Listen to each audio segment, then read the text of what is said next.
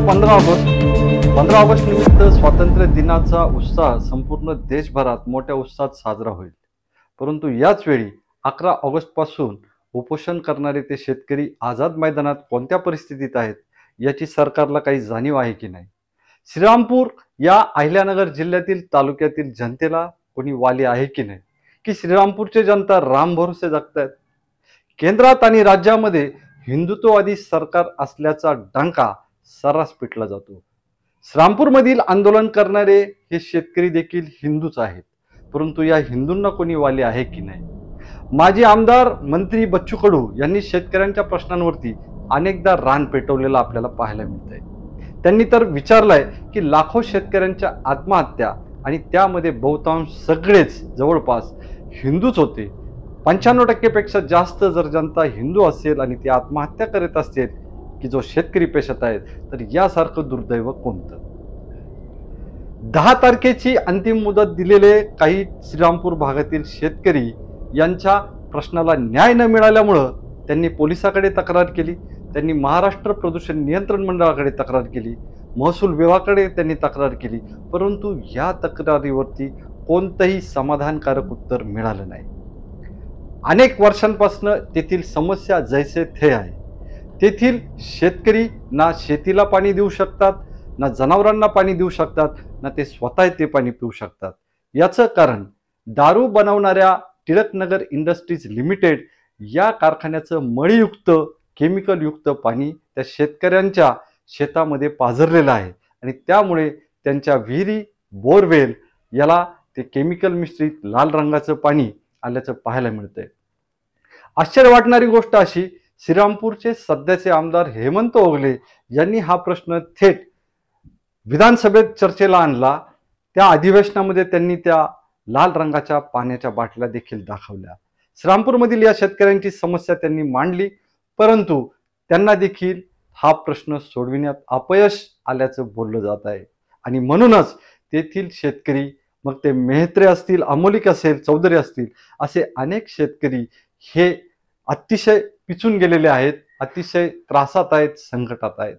मित्रांनो, हा व्हिडिओ करण्यामागे उद्देश एकच की या प्रकरणाची बातमी गॉडफादर मीडियाने मांडली होती, त्यामध्ये अनेकांनी त्या बातमीवरती प्रतिक्रिया दिल्या, प्रतिसाद दिला, फोन करून सांगितलं आणि आज देखील ते उपोषण करते मुंबईहून त्यांनी गॉडफादर मीडियाला फोन केला आणि त्यामुळं तेथील परिस्थिती काय आहे हे सांगण्यासाठी हा आजचा व्हिडिओ।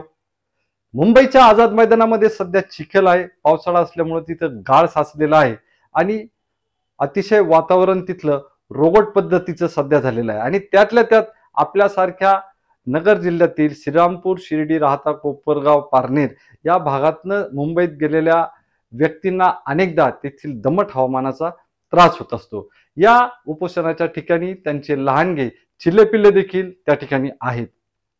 जर आमदाराने विधानसभेत हा प्रश्न मांडलाय तर तो प्रश्न सुटण्यासाठी काहीतरी उपाययोजना झाल्या पाहिजे। जर एका आमदाराचंच ऐकलं जात नाहीये आणि या शेतकऱ्यांना 11 ऑगस्ट पासून तिथं उपोषणाला बसण्याची पाळी ज्या अधिकाऱ्यांनी आणलेली आहे, त्यांचा नेमका हेतू काय आहे। पोलीस स्टेशन असेल, महसूल विभाग असेल, प्रदूषण नियंत्रण महामंडळ असेल, अशा कोणत्याही सरकारी कार्यालयात गेल्यानंतर काम करण्याऐवजी सामान्य नागरिकाला कोर्टापर्यंत कसा खेचून नेता येईल हा प्रश्न आमचा नाही, हा दिवाणी स्वरूपाचा प्रश्न आहे, असं देखील अनेकदा अधिकारी लोकसेवक उत्तर देत असतात। म्हणजे जर तुम्हाला सगळेच प्रश्न कोर्टातून सोडवायचे असतील, सामान्य नागरिकाला विनाकारण तुम्हाला कोर्टातच पाठवायचं असेल, तर मग तुमचं कार्यालय काय कामाचं। तुमच्या कार्यालयाकडून हे प्रश्न सुटत नसतील तर मग शासनाने तुमच्या या पोलीस विभागाची, तुमच्या या महसूल विभागाची, तुमच्या प्रदूषण नियंत्रण मंडळाची निर्मिती का आणि कशासाठी केलेली आहे? फुकट पगार खाण्यासाठी केलेली आहे का? जर तो प्रश्न तुमच्या कार्यालयाशी निगडीत नाही तर तो प्रश्न तुम्ही सक्षम यंत्रणेकडे पाठविला पाहिजे। सरकार वेगवेगळ्या प्रकारच्या, आपलं सरकार, RTI अशा अनेक पद्धतीनं जनतेला आव्हान करतं। सरकार तुमच्या दारी अशी देखील एक योजना आणली होती। या सगळ्या योजना डोळ्यात धूळ फेकणाऱ्या आहेत का? यामुळंच श्रीरामपूरमधील या शेतकऱ्यांनी सुरू केलेल्या उपोषणाबद्दल जिल्ह्यामध्ये प्रचंड संतापाची लाट आहे। गोविंदराव अधिक सारखे व्यक्तिमत्व श्रीरामपूर तालुक्याला लाभलं. त्यांचं LLBचं शिक्षण असताना देखील त्यांनी राजकारणात प्रवेश केल्यानंतर वकिली करणं सोडून दिलं होतं. परंतु शेतकऱ्यांच्या प्रश्नावरती एकदा आंदोलन करताना, शेतकऱ्यांना गरज असताना त्यांनी बंद केलेली वकिली ही पुन्हा सुरू केली होती. हा देखील इतिहास आहे. त्या काळातलं गोविंदराव अधिक नावाचं व्यक्तिमत्व कसं असेल. शेतकऱ्यांसाठी आणि श्रीरामपूर तालुक्याच्या विकासासाठी अनेक गोष्टी त्यांनी खेचून आणल्या. श्रीरामपूरचे अनेक प्रश्न त्यांनी विधानसभेत मांडले, राज्य पातळीवरती मांडले. स्वर्गवासी आमदार जयंतराव ससाणे हे देखील एक त्याच प्रकारचं व्यक्तिमत्व होतं. शिर्डी साईबाबा संस्थांचे अध्यक्ष असताना अनेक श्रीरामपूरकरांना त्यांनी या संस्थांमध्ये कामाला लावलं. श्रीरामपूरच्या विकासासाठी त्यांनी पाणी प्रश्न सोडवण्यासाठी अनेक प्रयत्न केले. माजी आमदार भानदास मुरकुटे हे देखील अनेक वर्ष आमदार होते.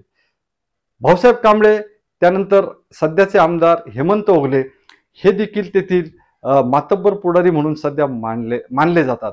परंतु आता ह्या पुढाऱ्यांकडनं शेतकऱ्यांच्या या प्रश्नावरती गप्प बसण्याचं धोरण काय आहे? ओगलेंनी जरी विधानसभेत प्रश्न मांडलाय तरी देखील त्यांना अपयश आल्याचं या उपोषणातून दिसत आहे. श्रीरामपूरकरांना वाली कोण? उद्या 15 ऑगस्ट देशभरात मोठ्या उत्साहात साजरा होईल आणि त्याच वेळेस आपल्या अहिल्यानगर जिल्ह्यातील श्रीरामपूरमधील हे काही शेतकरी त्यांच्या परिवारासह आझाद मैदानात 4थ्या दिवसाचं उपोषण करताना आपल्याला दिसतील. शेतकऱ्यांचा प्रश्न सोडण्यासाठी केंद्रातील आणि राज्यातील हिंदुत्वाचा डंका पिटणाऱ्या या सरकारनं त्या कुटुंबियांची तत्काळ दखल घेणं गरजेचं आहे. कारण हे उपोषण करणारे सगळे शेतकरी हे हिंदू आहेत. त्यामुळं जर हे हिंदुत्ववादी सरकार आहे तर मग या हिंदू शेतकऱ्यांच्या प्रश्नावरती सरकार कधी सकारात्मक भूमिका घेणार?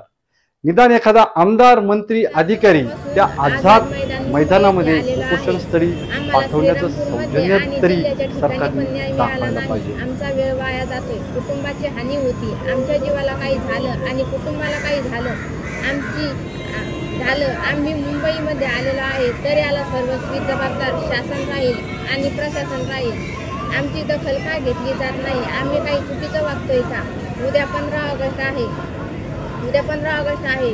भारत देश हा स्वतंत्र होऊन राहिला. देश स्वतंत्र होऊन किती दिवस झाले? मग या सरकारमध्ये आपण सगळे भारतीय असताना या गोष्टीची दखल का घेतली जात नाही?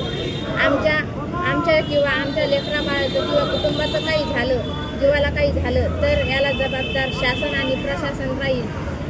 मी अतिशय तळतळून सांगू राहिले. मी लहान लेकरं घेऊन बसलेले आहे. एखाद्या मंत्र्याचे किंवा आमदाराला त्रास झाला असता तर त्यांनी काय केलं असतं हे मी अतिशय तळतळून विनंती करून सांगू राहिले. लहान लेकरं घेऊन मी बसलेले आहे. या ठिकाणी या भागातील टिळकनगर कंपनी दारू बनवणाऱ्या गेल्या काही वर्षापासून चालू आहे. त्या कंपनीमुळे आमच्या जमिनीत केमिकलयुक्त पाणी, लाल पाणी उतरलेले आहे. आम्हाला जमिनीमध्ये उत्पन्न भेटत नाही. लहान मुलं आजारी पडू लागले व या वयोवृद्ध व्यक्ती यांना दम्याचा त्रास होऊ लागला आहे. आम्ही बरेच वेळेस उपोषणे आंदोलन केले तरी आम्हाला कुठल्याही प्रकारचा न्याय भेटला नाही. आम्ही आझाद मैदान मुंबई 11/8/2025 रोजी उपोषणाला बसलो आहे. तरी देखील मुंबईमधील कुठल्याही मंत्र्यांनी या शेतकऱ्यांच्या मनोगत ऐकून घेतले नाही आणि या शेतकऱ्यांच्या जीवन प्रश्नाचा, मरण्याचा प्रश्न निर्माण झालेला आहे व यांचे कुटुंब उद्ध्वस्त झालेलं आहे. आमचे या लाल पाण्यामुळे आमचे जनावरं मरतात. आमच्या लेकरांना आम्हाला जे घडवायचं ते आम्हाला काही उत्पन्न भेटतच नाही. आम्हाला म्हणजे शाळेत जाण्यासाठी मुलांना टिळकनगर कंपनी बेलापूर रोड ग्रामस्थ शेतकरी बरेच दिवस झाले कंपनी चालू आहे अहिल्यानगरमध्ये आणि या कंपनीमुळे आजूबाजूचे शेतकरी राहतात त्या कंपनीच्या केमिकलयुक्त पाणी या शेतकऱ्यांच्या जमिनीमध्ये उतरलेलं आहे, बोरवेलमध्ये उतरलेलं आहे आणि ते पाणी गाया पिल्यामुळे मरायला लागले. माणसाला जे आरोग्याचा धोका निर्माण झाला आहे आणि शेतीला जे उत्पन्न भेटायचं आम्हाला ते शेतीमधून उत्पन्नच भेटत नाही या लाल पाण्यामुळे. आणि शेतकऱ्यांचं फार अशी पद्धत झाली आहे लाल पाण्याची. बघा तुम्ही, हे बोरवेलमधलं पाणी आणि कसं गायांना पाजायचं आम्ही? या शेतकऱ्यांचे कुटुंब फार उद्ध्वस्त व्हायची वेळ आलेली आणि आम्ही शासनाला प्रशासनाला सगळ्यांना तक्रारी आंदोलन उपोषणं केली, पण असं वाटायला लागलं आम्हाला की हे गेंड्याच्या कातडीचे असल्यामुळे आम्हाला न्याय देत नाही आणि शेतकऱ्यांना मारण्याचा प्रयत्न चालू आहे आणि कंपनी मोठी असल्यामुळे या गरीब शेतकऱ्यांना न्याय भेटत नाही.